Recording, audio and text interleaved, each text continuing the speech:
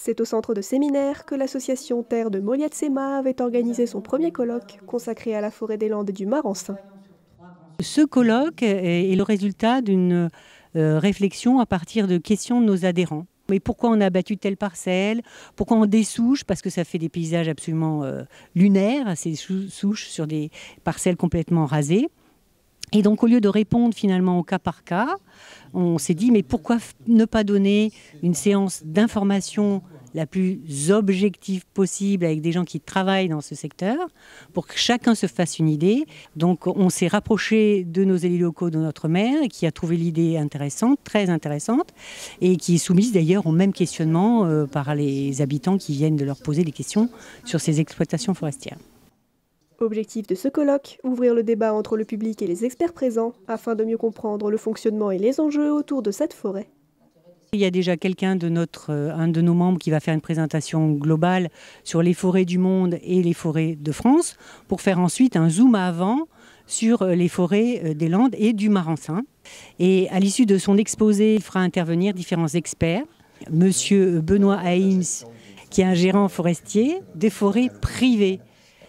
Parce que la plupart de nos forêts sont des forêts privées et non pas des forêts domaniales. Nous aurons aussi M. Lesbat, de la scierie Lesbat. Nous aurons aussi M. Georges Singal, qui est le président de la Cépence Hollande, parce que c'était important aussi d'avoir l'avis d'une association d'environnement reconnue comme telle. Et nous aurons aussi M. Bienabé, qui lui fait partie de l'association Liège-Gascon, qui nous parlera justement des feuillus. On a aussi l'intervention de Denis Lousteau, qui est un chercheur de l'INRAE et qui fera une intervention d'un quart d'heure pour expliquer les enjeux climatiques de la forêt d'aujourd'hui, de notre forêt. Un colloque destiné aux Néo-Landais, mais également et surtout aux locaux, qui bien que confrontés au quotidien à cette forêt, ne la connaissent pas forcément. Les gens qui sont dans la salle aujourd'hui sont de divers horizons et notamment d'ici. Il y a des idées reçues, comme tous, on a des idées reçues, et on est sur des habitudes qui ont changé aussi. Je pense que beaucoup de personnes sont intéressées pour savoir que se passe-t-il effectivement. Alors, on pourrait nous dire, mais oui, mais il y a des gens que vous n'avez pas invités. Le problème, c'est l'incompressibilité du temps. C'est une première fois, on est tous bénévoles. Et on a mis 2 heures. L'esprit n'est certainement pas un esprit de combat.